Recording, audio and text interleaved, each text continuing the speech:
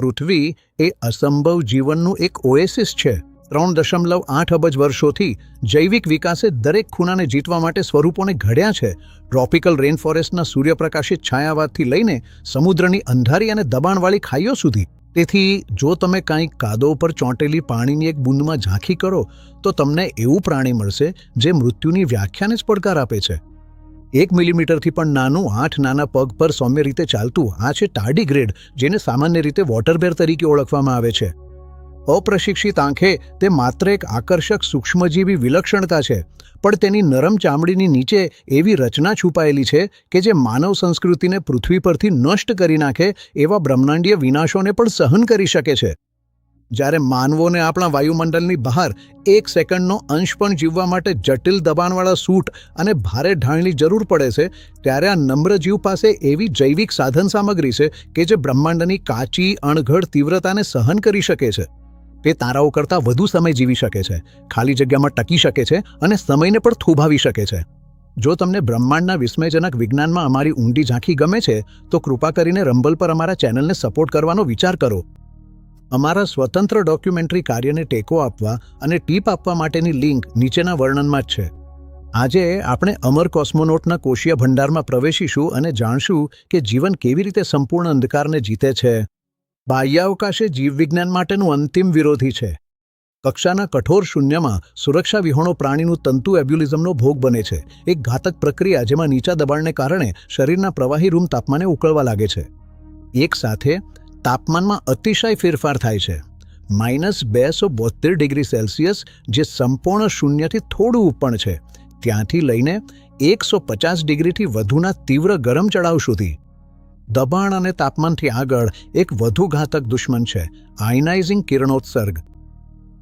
ગેલેક્ટિક cosmic કિરણો અને તીવ્ર સૌર અલ્ટ્રાવાયોલેટ કિરણોત્સર્ગ ગતિશીલ તોપગોળાની જેમ કાર્ય કરે છે, અણુબંધોને તોડી નાખે છે અને ડબલ સ્ટ્રેન્ડેડ ડીએનએને ઓળખી શકાય તેવું પણ રહેતું નથી। લગભગ બધી જ પૃથ્વી પરની જીવસૃષ્ટિ માટે ખરા અવકાશનો સંપર્ક તરત જ મૃત્યુદંડ સમાન છે। છતાં સ્પેસ સાયન્સે જીવનની હદોને સપ્ટેમ્બર 2007માં આગળ ધપાવી, જ્યારે યુરોપિયન સ્પેસ એજન્સીએ ફોટોન M3 મિશન પર ટાર્ડિસ પ્રયોગ લોન્ચ કર્યો। 10 આખા દિવસો સુધી હજારો ટાર્ડિગ્રેડ્સને સીધા અવકાશના ખુલ્લા વેક્યુમ અને સૌર કિરણોત્સર્ગના સંપર્કમાં મૂકવામાં આવ્યા। પૃથ્વી પર પાછા ફર્યા પછી એને માત્ર એક ટીપું પાણી મળતા મોટાભાગના ટાર્ડિગ્રેડ્સ જાગી ઉઠ્યા, હલનચલન કર્યું અને સફળતાપૂર્વક પ્રજનન કર્યું। 12 વર્ષ પછી એટલે કે 2019માં જ્યારે ઇઝરાયેલી ચંદ્રલેન્ડર બેરેશીટ ચંદ્ર પર ક્રેશ થયું અને તેમાં હજારો ટાર્ડિગ્રેડ્સ સુકાઈ ગયેલી અવસ્થામાં હતા, ત્યારે વૈજ્ઞાનિકોએ કંઈક ઊંડું સમજ્યું। પૃથ્વીના સૌથી સરળ મુસાફરો હવે કદાચ ચંદ્રની સપાટી પર આરામ કરી રહ્યા છે, એવી ભેજની રાહ જોઈ રહ્યા છે જે કદાચ ક્યારેય નહીં આવે, છતાં શારીરિક રીતે અખંડિત છે। કેમ એક નરમ શરીર ધરાવતું જળચર પ્રાણી એવી પરિસ્થિતિઓમાં જીવતું રહી શકે છે જેમાં સામાન્ય કોષો ધૂળમાં ફેરવાઈ જાય છે? આનો જવાબ એક પ્રક્રિયા સાથે શરૂ થાય છે જેને એનહાઇડ્રોબાયોસિસ કહે છે, એટલે કે પાણી વિના જીવન। જ્યારે અત્યંત સુકાઈ જવાની અથવા ખાલી જગ્યા વેક્યુમ જેવી પરિસ્થિતિ આવે છે, ત્યારે ટાર્ડિગ્રેડ એક અદ્ભુત શારીરિક પલાયન કરે છે। તે પોતાના કોષીય પાણીમાંથી 95થી વધુ એટલે કે 95% કરતાં વધુ પાણી બહાર કાઢી દે છે અને પોતાનું શરીર એકદમ ટૂંકા અને ગાઢ બંધાયેલા આકારમાં વાળી લે છે, જેને ટર્ન કહે છે। આ અવસ્થામાં ટાર્ડિગ્રેડ ક્રિપ્ટોબાયોસિસમાં પ્રવેશ કરે છે, જે સસ્પેન્ડેડ એનિમેશન સ્થગિત ચેતનાવસ્થાનો એવો સ્વરૂપ છે જેમાં તેનો મેટાબોલિક દર સામાન્ય સ્તરથી ઓછામાં ઓછો એટલે કે 0.01% જેટલો ઘટી જાય છે। આ માત્ર ઊંઘવું નથી, જૈવિક રીતે કહીએ તો તેનો મેટાબોલિક ઘડિયાળ બંધ થઈ ગયો છે। તે જીવન અને અજ્ઞાન વચ્ચેની સાંકડી સીમા પર અસ્તિત્વ ધરાવે છે, તોફાન શાંત થવાની રાહ જુએ છે। સામાન્ય કોષોમાં પાણી ગુમાવવું વિનાશક સાબિત થાય છે, પ્રોટીન ખુલ્લા પડી જાય છે, મેમ્બ્રેન તૂટી પડે છે અને લવણનું પ્રમાણ ઝેરી સ્તરે પહોંચી જાય છે। આ ઉપરાંત ઠંડી પડવાથી પાણી તીખા બરફના કણોમાં ફેરવાય છે, જે કોષની દિવાલોને કાચના ટુકડા જેવી રીતે ફાડી નાખે છે। ટાર્ડિગ્રેડ આ ભયાનક અંતથી બચવા માટે એક અનોખી બાયોકેમિકલ શોધ એટલે કે ટાર્ડિગ્રેડ ડિસઓર્ડર પ્રોટીન TDPsનો ઉપયોગ કરે છે। જેમ જેમ પાણી અદૃશ્ય થાય છે, આ મૂળભૂત રીતે અસંગઠિત પ્રોટીન વિટ્રિફિકેશનની પ્રક્રિયામાંથી પસાર થાય છે। આ પ્રોટીન દ્રવ સાયટોપ્લાઝમને જૈવિક કાચમાં એટલે કે એક બિનસ્ફટિકીય ઘન મેટ્રિક્સમાં ફેરવી દે છે। આ અમોર્ફસ કાચ પ્રોટીન મેમ્બ્રેન અને ઓર્ગેનેલ્સને ભૌતિક રીતે સ્થિર કરી દે છે, તેમને ચોક્કસ અવકાશીય રચનામાં બંધાઈ દે છે।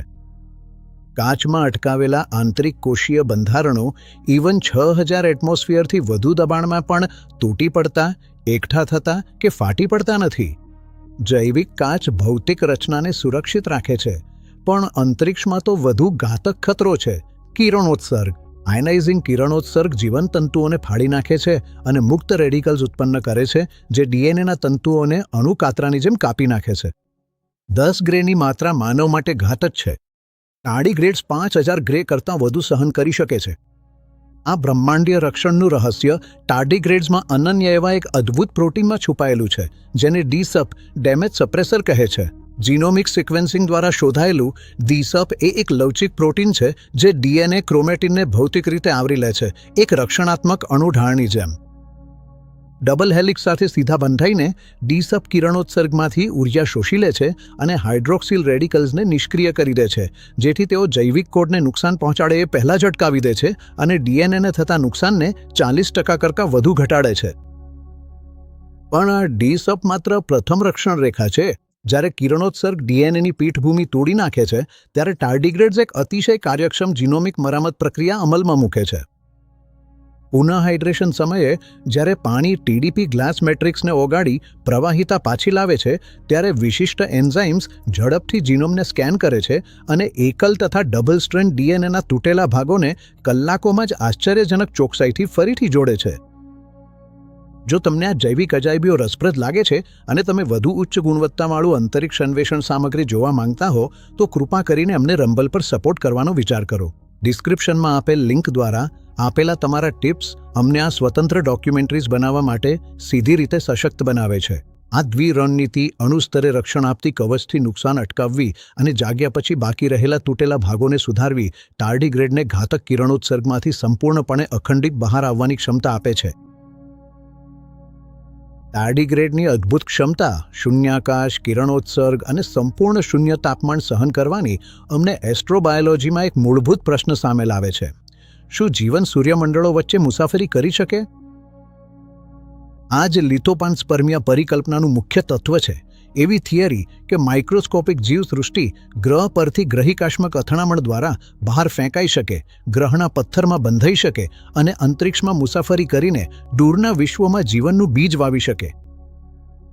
પથરિયા ઉલ્કામાં ક્રિપ્ટોબાયોસિસની અવસ્થામાં સુરક્ષિત રહેલી ટાર્ડિગ્રેડ સિદ્ધાંત રૂપે કરોડો વર્ષ સુધી બ્રહ્માંડમાં મુસાફરી કરી શકે અને જ્યારે તે કોઈ મહાસાગરીય ગ્રહ પર અથડાય ત્યારે જાગી નવી પર્યાવરણમાં વસવાટ શરૂ કરી શકે. ટાર્ડિગ્રેડની જીવવિજ્ઞાનને સમજવું એવું જ નથી કે યુરોપા અથવા એન્સેલેડ્સ જેવા ચંદ્રો પર પરગ્રહી જીવનના સંકેતો શોધવામાં મદદ કરે છે. આ માનવજાતને તારાઓ વચ્ચેના ભવિષ્ય માટે એક નકશો આપે છે. શોધકોએ પહેલેથી જ ટાર્ડિગ્રેડના ડીએસયુપી જીનને માનવકોષીય લાઇનમાં દાખલ કરવાનો પ્રયાસ કર્યો છે અને સફળતાપૂર્વક તેની એક્સ-રે કિરણોથી રક્ષણ ક્ષમતા વધારી છે. પાણીના રીંછો કેવી રીતે તેમને કોષોને કાચી બનાવે છે અને તેમના જીનોમને કેવી રીતે સુરક્ષિત રાખે છે તેનો અભ્યાસ કરીને જૈવ ઇજનેરો કદાચ એવા ઉપચાર વિકસાવી શકે છે જે મંગળ અને આગળના મિશનો દરમિયાન લાંબા સમય સુધી અવકાશયાત્રીઓને બ્રહ્માંડની કિરણોથી બચાવે અને આ નાનકડા જીવ વિજ્ઞાનને માનવ ઇન્ટરસ્ટેલર કવચમાં ફેરવે. પૃથ્વીએ છેલ્લા 500 મિલિયન વર્ષોમાં 5 મોટી વિપુલ વિલુપ્તિ ઘટનાઓનો સામનો કર્યો છે.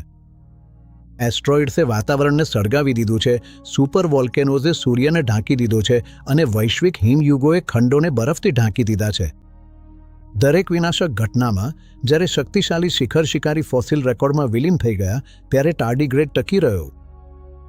તેઓ ઓર્ડોવિશિયન હિમચાદરો, પર્મિયન મહાવિનાશ અને ડાયનાસોરોના અંતને પણ જીવી ગયા. તેઓ દાયકાઓ સુધી ઓક્સિજન કે પ્રવાહી પાણીની જરૂર પડતા નથી અને પૃથ્વી પરના સૌથી વધુ સહનશીલ પ્રાણીનો ખિતાબ ધરાવે છે.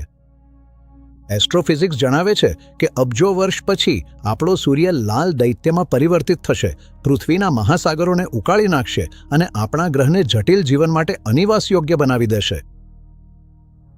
તેથી ગાણિતીય મોડેલો સૂચવે છે કે ટાર્ડિગ્રેડ્સ શક્યતઃ અંતિમ જીવ તરીકે ટકી રહેશે, મહાસાગરો સંપૂર્ણપણે વરાળ બની જાય ત્યાં સુધી જીવી રહેશે અને પૃથ્વી પરના બાકીના તમામ જીવોથી વધુ સમય સુધી ટકી રહેશે. વિશ્વના વિશાળ ગૂંચવણમાં માનવો નાજુક અને ક્ષણભંગુર નિરીક્ષકો છે. પરંતુ આ સૂક્ષ્મ દૈત્યમાં આપણે જીવનની સાચી શક્તિની ઝાંખી લઈએ છીએ, એક અવિનાશી શક્તિ જે ભીંજાયેલા કાદવમાં ઘડાઈ છે, જૈવિક કાચમાં બાંધવામાં આવી છે અને દુનિયા કરતાં પણ વધુ લાંબા સમય સુધી ટકી રહેવા તૈયાર છે.